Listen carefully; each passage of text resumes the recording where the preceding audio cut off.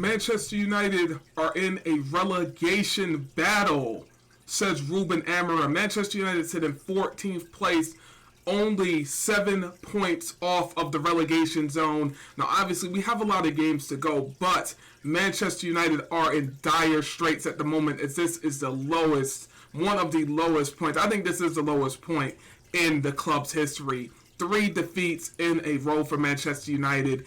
It is depressing to be a Man United fan. It's so depressing, man, and it's just so depressing to watch. It's depressing to see the shit that's going on.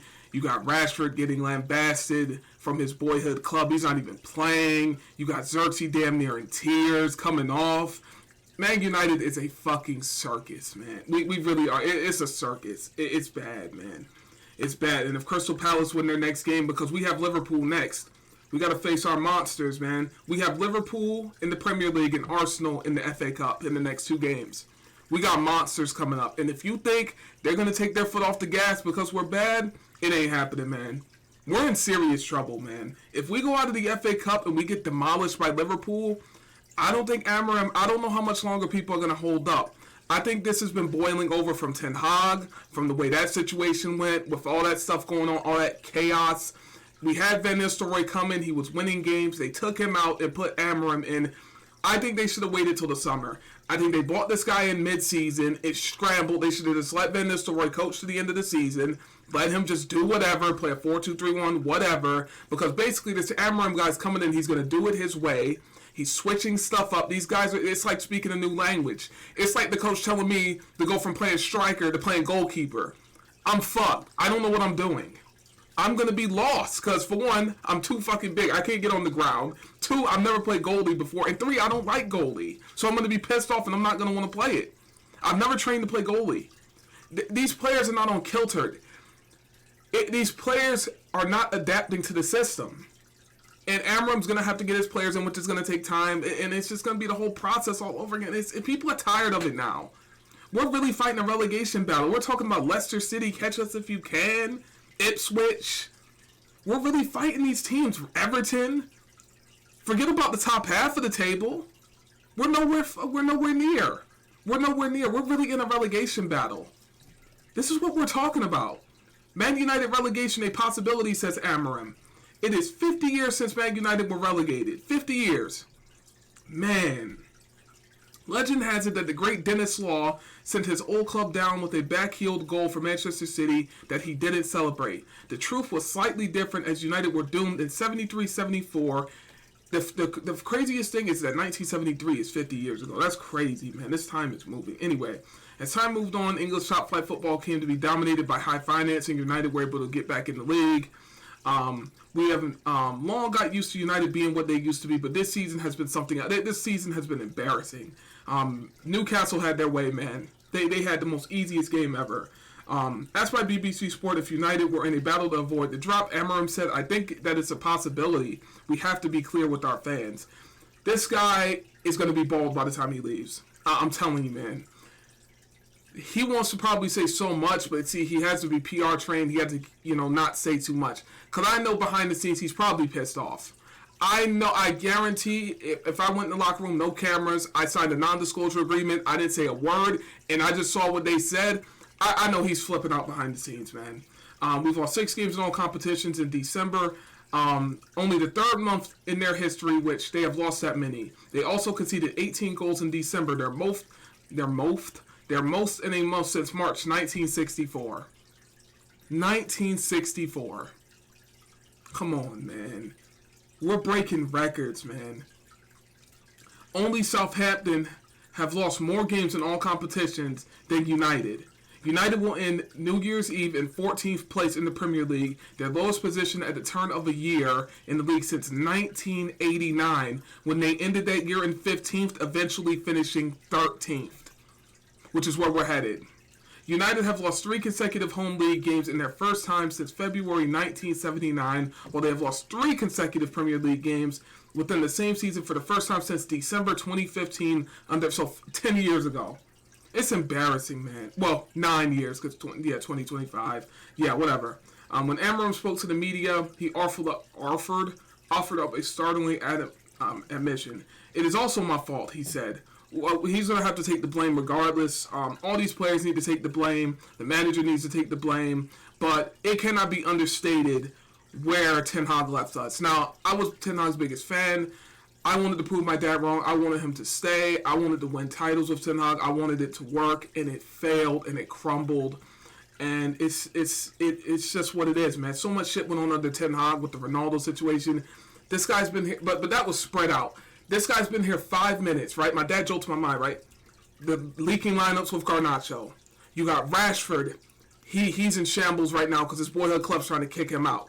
You got Xerxes getting subbed off in the 30th minute. We're in 14th place. You still got Maguire starting, and they gave him captain armband because Martinez got subbed off and the other guy got subbed off. So Maguire got captain's armband in the game. So he was captain again. Every single defeat where it's down and out, this motherfucker plays. He played when we lost 7-0 to Liverpool. This guy's like a bug. It's not personal with me with this dude. It is what it is. It's not personal, man. It's not personal. It is what it is, man. Nobody's cramming on Maguire. Nobody's cramming on him for that first goal with that bad marking. Nobody's cramming on him for that. This guy gets a pass for some reason. Højlund, same thing. Why is Højlund should be getting the same criticism Xerxes getting? Rashford's getting. This guy is trash. He can't hold the ball up. He's not getting no smoke. But Xerxes getting all this smoke and energy from these fans. We get Højlund and Maguire are getting no energy. It's nuts to me.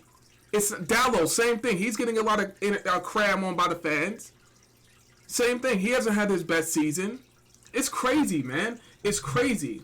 But he said it's also my fault. When asked if it was embarrassing to be a Man United coach and have to talk about relegation, I see they twisted that and say, the media twisted that and said that he said it's embarrassing to be a Man United coach. And see, people are going to take those words and twist it and say, oh, he doesn't want to be a Man United coach. He should resign. I saw somebody comment that. It's like, what? See, I know what he's saying, but see, the media takes your words, and that's why you got to be careful with what you say, and they will twist your words into something you didn't even say, and people will just take it out of context, man.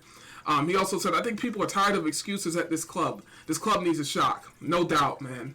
United missing out on the Champions League will be a shock. Man, we'll be lucky if we even get in the top 10. We need to focus on getting in the top 10. The Champions League is irrelevant. We need to just focus on getting in the top 10 of the table. It will cost them $10 million from their multi-million-pound sponsorship. Okay, well, $10 million is nothing to Man United because they don't give a shit. If cost-cutting is a pressing issue now, imagine what would happen if United had to adjust to a season of 46 club games and potentially a midweek. Man, we're not getting relegated. If we get relegated, I think the Glazers would sell. I think that would be what pushes them. That right there, I think that's what it's going to take. I think it's going to take a financial hit of hell. It's going to have to be something bad. It's going to have to be something bad. And I think that's what it's going to take. We don't have that possibility in January. Talking about January transfer window, the window's getting ready to open today, going in tomorrow. I'm going to have a lot of content to make. Once again, man, the January transfer window is notoriously known for not being that busy. So, it is what it is, man. We will see what happens. Obviously, Rashford looming. He's going to leave. We'll see what goes on with that. Garnacho potentially could be going. He obviously has his issues with the lineups and stuff. This guy's been here 5 minutes, man, and he's got people leaking lineups. He's got people cramming on his head. He made a crazy substitution with Xerxes. And he has to keep talking about Rashford because they're cramming on him about that because he's not playing. And he was on the bench, so they said he had to be on the bench because he had no one else. Man United's in chaos, man. Man United, we're really sitting here talking about how Man United could get relegated. We're really having this conversation, man. Man, kill me now. God damn, man. This shit is fucking embarrassing, man. Oh, man, kill me now, man. Fuck, man. This is so bad. Y'all let me know what y'all think down below. I don't know what else to say, man. That's it, really. Man United going up against the mighty Ipswich, man. We got to keep our eyes on Ipswich and Leicester and shit. Forget about it if we go in the relegation zone. That's going to be the screenshot of the year. If we go in 18th place, that's going to be insane, man. And Liverpool, I don't even know if they should broadcast that game. But I'm telling you, I think we're going to win. I have a weird feel we're gonna win, and it's at their stadium. Watch we win. Watch. Now I'm being optimistic. Now my brain, my footballing brain, my heart wants us to win, but my brain, it's gonna be it shouldn't even be on any sites what Liverpool are gonna do to us. It is going to be fucking crazy. Arsenal's next game after that, forget about it. If we lose back to, oh man, their fan. Let me end this video, man. Oh my god, I don't even want to think about it, man. I'm out. It's gonna be catastrophic, man. Yeah, I don't want.